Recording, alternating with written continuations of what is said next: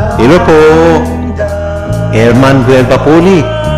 Sino ang mag-aalaga sa'yo pagtanda mo? Isang tanong na simple pero mabigat. Kasi sa totoo lang habang bata pa tayo, abala tayo sa pangarap, sa trabaho, sa paghabol sa kung ano ang kulang. Pero bihira nating isipin kung sino ang maiiwan sa tabi natin kapag mahina na tayo. Akala natin sapat na ang magmahal, sapat na ang magsakripisyo. Pero hindi lahat ng binibigyan mo ng oras at pagmamahal mananatili hanggang dulo. May mga anak na lalaki o babae na lalayo, may mga kaibigan na unti-unting mawawala, at may mga taong nakala mo habang buhay mong kasama. Pero darating ang araw na hindi na pala. Kaya habang may lakas ka pa, matuto kang alagaan ang sarili mo.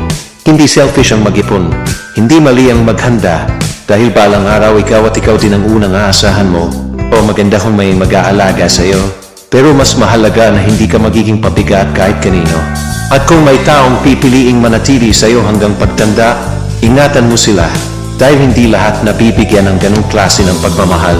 Sa huli, hindi lang ito tanong kung sino ang mag-aalaga sa'yo, kundi tanong din kung paano mo inalagaan ang sarili mo habang may panahon pa.